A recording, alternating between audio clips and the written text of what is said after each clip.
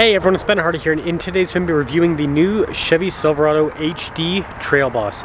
Before we get in this video, I want to give a huge shout out and thank you to the Jerry Signer Chevy here in Salt Lake City, Utah for giving me some time with this Trail Boss. I'll include a link to their website in the description down below so you can check out what they have currently. I'll also include a link to my car buying guide. Let's get into it.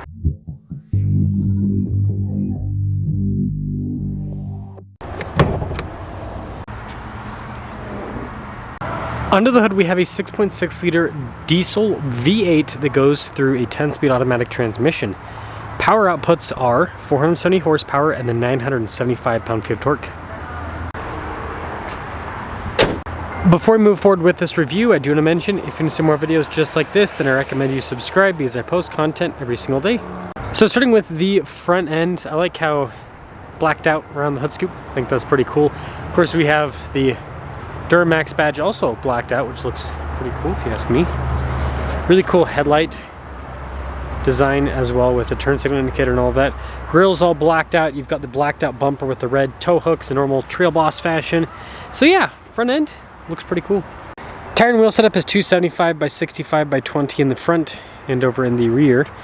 And you can see here with the wheels, again, all blacked out. And yeah, we've got some real all-terrain tires. This kind of reminds me of the tire packages on the Ram HD Rebel. A lot of similarities, I think, with these trucks. Z71 there, we've got our 3500 HD badge. And if we take a few steps back, see the side profile of this truck. Again, pretty cool looking with the fender flares and everything. Of course, we've got the bedside step here, Trail Boss logo. And then you guys can see the Rancho shock there in the back. Leaf springs too. Now this leads us to the key fob. We have our lock and unlock function, remote start. We got the drop down for the tailgate, Chevy bow tie, and we'll pop her open.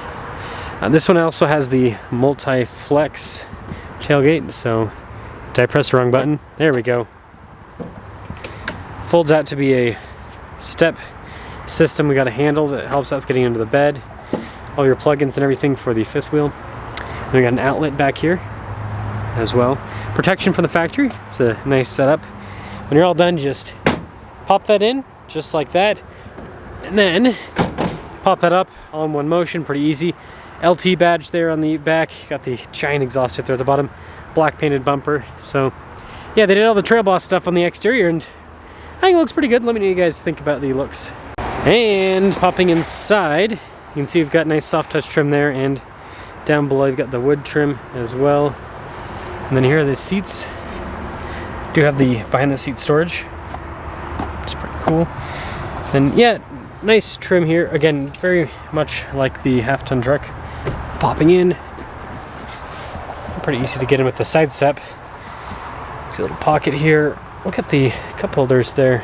Got little USB ports down below, some vents, and then there's tons of headroom in the back. And this leads us up front, where again, we've got all the soft touch trim all over the door panel. You can see the wood trim as well. All of our window controls. Got our mirror adjustments, blind spot monitoring with the mirrors. And then down below, 3,811 pounds of payload capacity because it's 3,500. See the front seat. They always buckle in the, I'll leave it for now. Anyways, we've got our drive line select here, the drive mode select, light controls, and then there's not soft touch here, but once you go up to this portion of the dash, it is soft touch.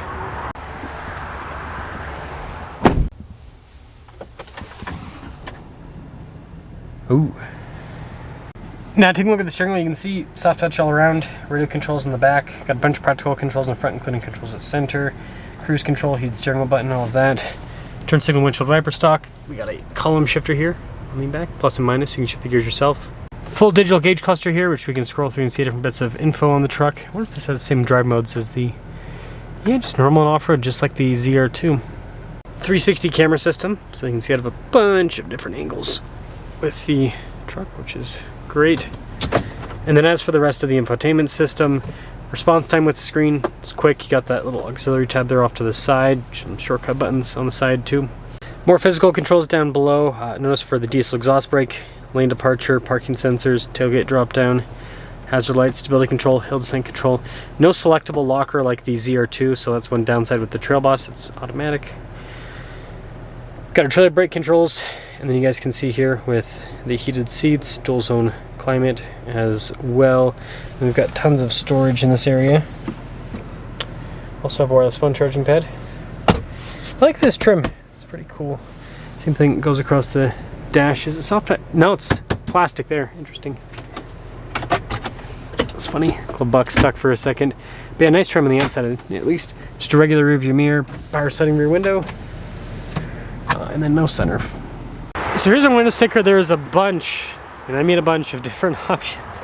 After all options, including the Trail Boss package, which is $28.95, total MSRP in this is $79,510. And funny enough, the locking diff is standard equipment, so the Trail Boss package doesn't even give you a locking diff because it already has it. Anyways, let's drive it.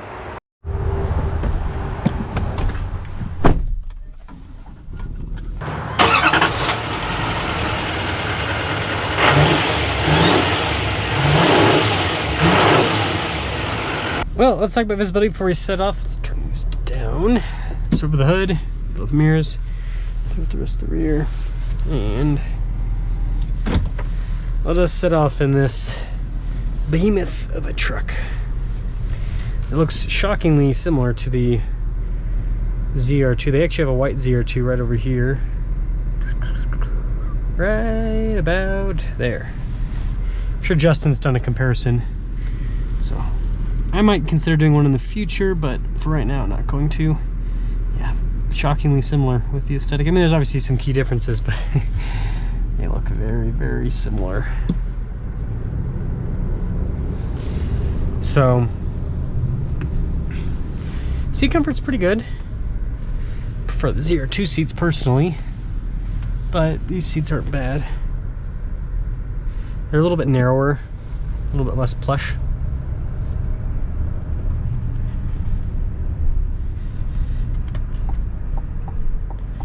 And aside from that, suspension's pretty good. It's firm. And this is built off of a 3500. Gotta love the torque of this Duramax. So good. Yeah, I just drove a ZR2 the other day. It was a AEV, so it's the Bison package. And man, that is so much more comfortable than this. This drives like a real HD truck. Normal HD truck, I should say.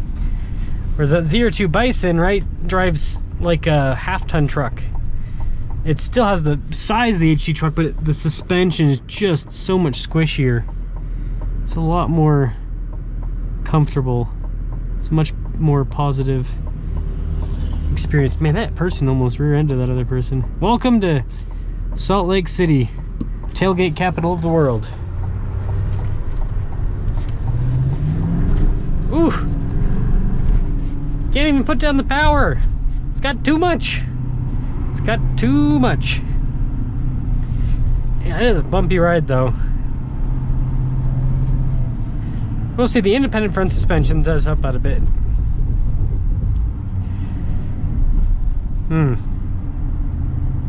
I got some beef with this Trail Boss package, if I'm being honest. Here's my beef. So in a half-ton Trail Boss, what do you get? You get extra skid plate protection, you get the Trail Boss looks, and you get all-terrain tires, and the truck is lifted. So it's got more off-road capability. The HD Trail Boss, you still get the tires, you still get the looks, no lift. Still get the skid plates. So the point that I'm trying to make here is this version of the Trail Boss and the HDs is kind of pointless in my opinion, because you can actually get an off-road package, just basically off-road tires on most packages on the new Silverado. So I could get like an LTZ or a High Country and just throw some all-terrain tires on it, and I basically have a Trail Boss. I mean, obviously there's the skid plates, which is important, but I think you guys get where I'm going with this. I think that, I don't know, it doesn't feel unique. Like the ZR2 feels unique because it's got unique shocks. This doesn't, that's another thing, this doesn't have unique shocks. There are Rancho shocks on literally every single HD Silverado. So yeah, it really is kind of like, the only reason why you get the Trail Boss, it seems to me, is because you want the Trail Boss looks.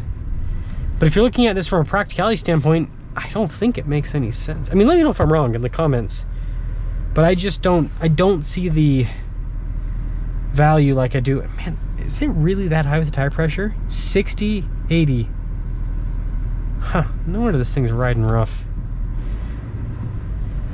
Anyways, let me know your thoughts on the Silverado Trail Boss HD version. I think it's a cool truck, but I think that if I was gonna get a real off-road Silverado, I just get the ZR2. And then if I wanted some off-road capability, but didn't want to, you know, I didn't want to concede the 2500ness and the payload of the ZR2, then I would instead go for, you know, either an LT, an LTZ, or a high country, and then just with the all-terrain tires. Have basically the same capability of this, but, you know, I don't know, a truck that I feel like is more feature-packed in a way. Yeah. That's all.